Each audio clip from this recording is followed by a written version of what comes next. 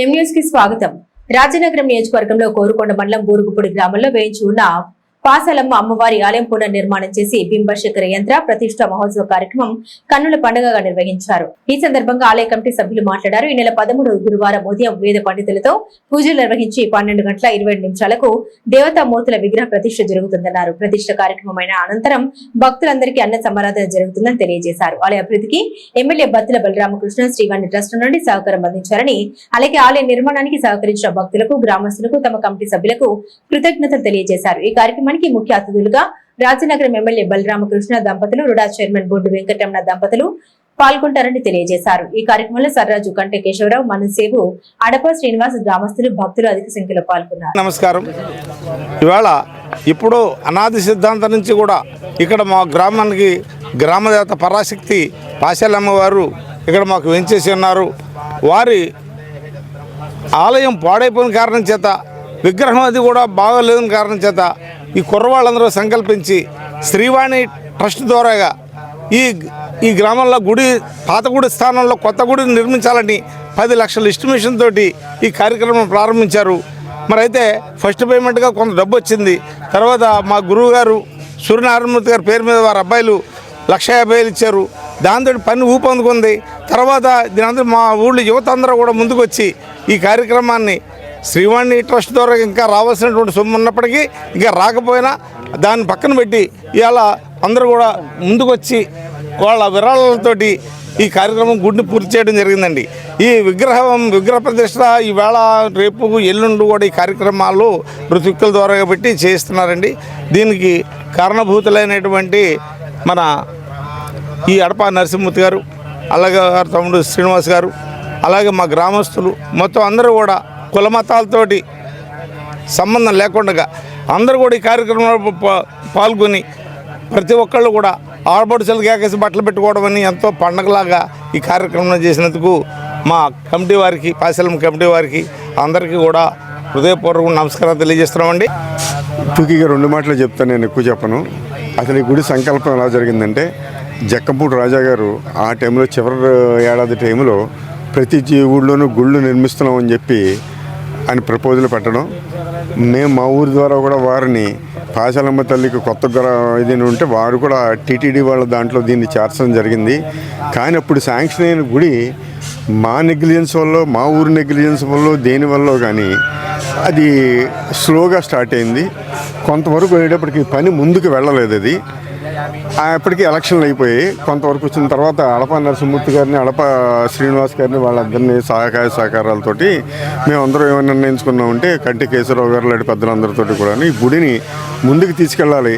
ఆ బిల్లు ఇంకా పెట్టలేదు, శాంక్షన్ అవ్వలేదు. అప్పటికే అవ్వపోయినా వెళ్ళాలని అనుకోవడంతో అందరూ సంకల్పంగా భక్తులందరూ వారి తోచిన విరాళాలతోటి చేయడంతో అది ముందుకు సాగింది. ఆ తర్వాత ఇప్పటి ప్రస్తుత ఎమ్మెల్యే బలరామకృష్ణ గారు ముందుకు వచ్చి ఈ గుడికి ఈ బిల్లు శాంక్షన్ చేయడంలో కూడా ప్రధాన పాత్ర వహించి మొదటి విడత బిల్లు, రెండోది పెట్టారు. అది ఎంతవరకు వస్తుందో ఎలా వస్తుందో తెలియదు. కానీ ఇందులో ఏంటంటే అదృష్టం ఏంటంటే జరిగిపోయిన ఎమ్మెల్యే గారు, ఇప్పుడు ఎమ్మెల్యే గారు కూడా ఆయన ఈ గుడి మీద ఇంట్రెస్ట్ కొద్ది దీన్ని ప్రోత్సాహం ఇచ్చారు. కాబట్టి మరి అడప దంపతులు, మరి మిగతా ఊరందరూ కూడాను అసలు అందరూ కూడా దీంట్లో ముందుకు వచ్చి మేం చేస్తామని స్టార్టింగ్లో కొంచెం స్లోగా జరిగినా తర్వాత అలా స్పీడ్గా జరిగింది. చాలా అద్భుతంగా జరిగింది, ముందుకెళ్తుంది. ఇలాగే ఇది చాలా ప్రాచీనమైన గుడి. ఈ శివాలయం 200 ఏళ్ళ నాటి గుడి. ఇది చాలా ప్రాచీనమైన గుడి. అలాగే ఈ ఊరికి భగవత్ సంకల్పం, అమ్మవారి సంకల్పాలన్నీ ఉన్నాయి. ఎన్ని ఆటంకాలు వచ్చినా తట్టుకుంటుంది ఈ ఊరు.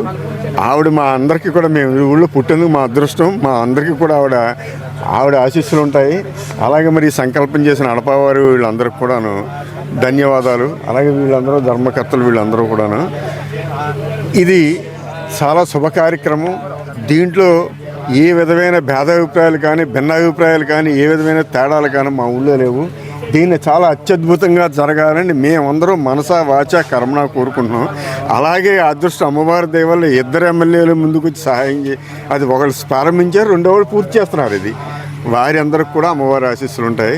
మీ అందరికీ కూడా అమ్మవారి ఆశీస్సులు ఉంటాయి. సర్వే జన సుఖినో భవంతు. నియోజకవర్గం కోరుకొండ మండలం బూరుగుపూడి గ్రామంలో పాశాల అమ్మవారు ఇవాళ విగ్రహాన్ని కొత్తగా నిర్మించడం, దాన్ని 13వ తారీఖు గురువారం నాడు విగ్రహాన్ని అందరిని చూసే విధంగా ఇక్కడ ఏర్పాట్లు చేయడం, దీనికి చుట్టుపక్కల గ్రామాల నుంచి ఇప్పటికే మేము అన్ని చోట్ల ఆటో ద్వారా పబ్లిసిటీ ఇప్పించి ఆ రోజు సంబంధించిన అన్నా సమారాధనకి ఈ చుట్టుపక్కల గ్రామాల్లో ఉన్న ప్రజలందరూ కూడా వచ్చి ఈ పాసలమ్మ వారిని దర్శించుకుని తీర్థప్రసాదాలు స్వీకరించాలని, అలాగే మాకు గ్రామ పెద్దలు అయినటువంటి ఇవాళ క్రొవుడు సర్రాజు గారు కావచ్చు, అలాగే మా పెద్దలు మా కేశవరావు గారు కావచ్చు, మాకు కొంతమంది ఇంకా చాలామంది గ్రామ పెద్దలు ఇలాగ పెరుగు సూర్యప్రకాశ్రావు గారు, మువ్వా సూర్యనారాయణ గారు, మా ఇంకో ధర్మకర్త మా మేడిన ప్రసాద్, ఎప్పటి నుంచో గుడి ధర్మకర్త కూడా మేడిన వారు కూడా ప్రసాద్ గారు, వీళ్ళ ఆధ్వర్యంలో అందరూ సమిష్టిగా మా గ్రామం అందరం కూడా ఒకే తాటి మీదకి వచ్చి అమ్మవారిని కార్యక్రమాలు బాగా చేయాలని ముందుకొచ్చాం.